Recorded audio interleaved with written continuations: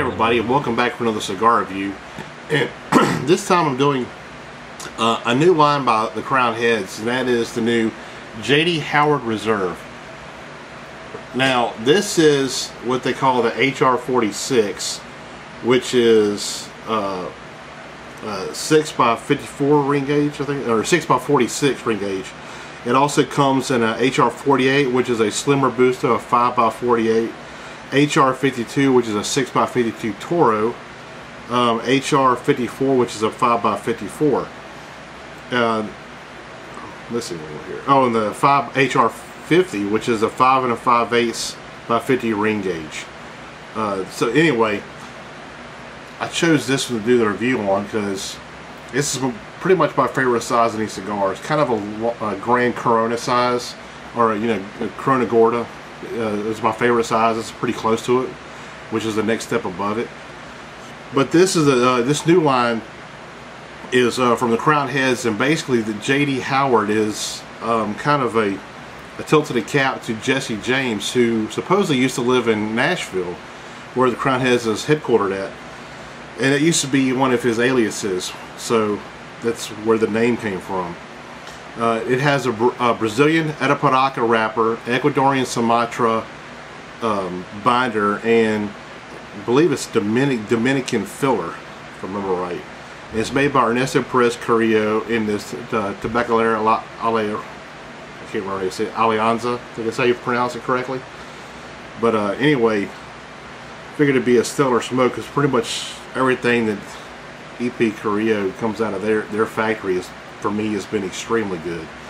So anyway, let's get on to the cigar. Get you look at the cap here. Really nice looking cigar. There's what the wrapper looks like. A little bit of damage there. I think I did that earlier though. There's the foot.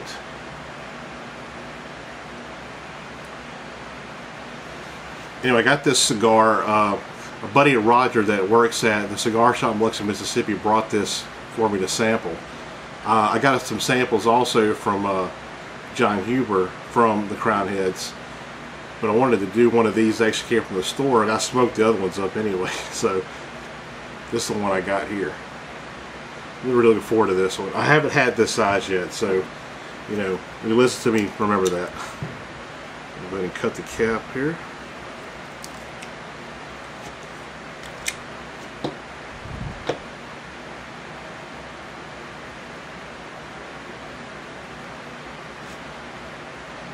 Tobacco. It has a little bit of a tight draw, but not too bad at all. Like I used to say, my perfect draw is like a milkshake draw. Drinking a milkshake through a straw.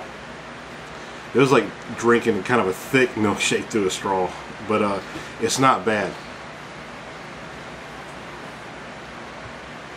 Really sweet, woody flavors coming off the cold draw. Pretty nice. Anyway, we'll go ahead and light this thing up. Let's see how it goes.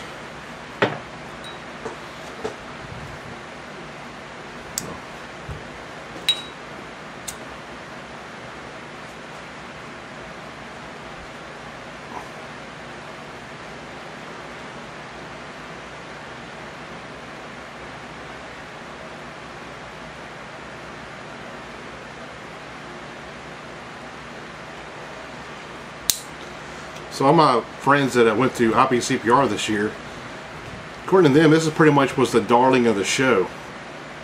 Got, really good things were said about it for a lot of the bloggers that are friends of mine and stuff, and other retailers that I know and talk to.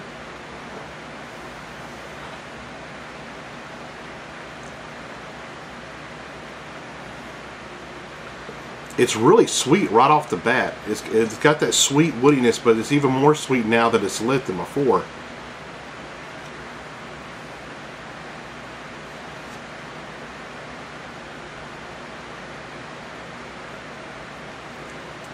And through the retrohale, I do pick up some spice, but it's a little bit like that black pepper spice, but it's got a little bit more sweetness to it. It's really nice so far.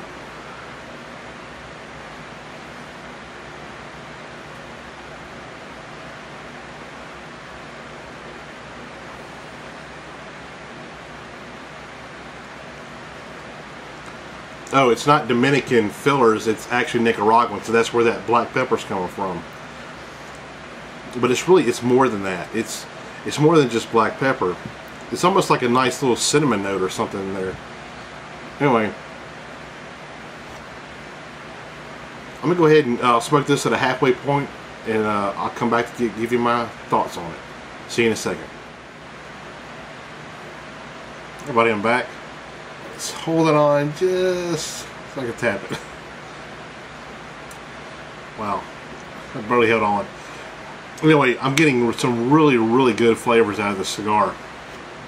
I get that black pepper and that cinnamon note. I also get a really nice rich cocoa note with that sweet woody note too. It's not too overly complex, but the flavors for me are it's really outstanding. It's a real savory cigar. I'm really digging it. It's probably medium, maybe mild medium in that range. You know, it's not too full, so I think it's pretty much going to be a cigar that anybody can smoke. But the flavors for me are just really outstanding. On the retrohale, you really pick up that black pepper and that cinnamon. It kind of has a little bit of a short finish on it, but there is one part that gets a long finish on it. Like right now, I'm still getting that kind of that black pepper tingle in the back of my throat. Kind of a telltale sign of Nicaraguan tobacco, but really outstanding. I'm really enjoying the cigar. So anyway, let me go ahead and finish this thing off, and I'll give you my final impressions. See you in a second. Everybody, I'm back. I'm at the end of the cigar now. What's not too much has changed. What's changed on it is the sweetness has pretty much faded away. That cocoa note has gotten to be more of a really like a bitter chocolate note, kind of a real dark chocolate note. The cinnamon spice is still there. The black pepper has faded, but other than that, it's pretty much the same as it was in the middle of the cigar. Really tasty cigar. I enjoyed the beginning of it a lot more than I did the end of it, but the end of it is still really good. To me, this is a box-worthy cigar, but pretty much everything by the Crown Heads and EP Carrillo for me has been box-worthy. Their flavor profiles they came out with are just right in my wheelhouse. Every single one of them. I've enjoyed everything they've put out so far between both companies. So this is for me, it's another winner. I really enjoyed it. I want to try to branch out and smoke some of the other sizes because I haven't had them all yet. But so far, really good stick. John told me that with the 46 and the 50 have been his favorite so far. So that's pretty much the way I'm going with this one. I've really enjoyed this cigar. I want to try probably the Toro size next. That's probably one that's really piquing my interest the most now. But I believe they're like $9 or $10 a piece, right about that, which is really worth it. For me, the cigar is definitely worth that. Just a really outstanding smoke, burned really well. I got a fan blowing on me pretty much directly into my face because it's so hot in South Mississippi right now, humid, that it's the only way we can basically manage it outside. But even with the fan blowing directly in my face, it still held a pretty nice burn, which most everything out here right now with the humidity and that fan blowing right at me, nothing burns right. But still, somehow this did pretty well.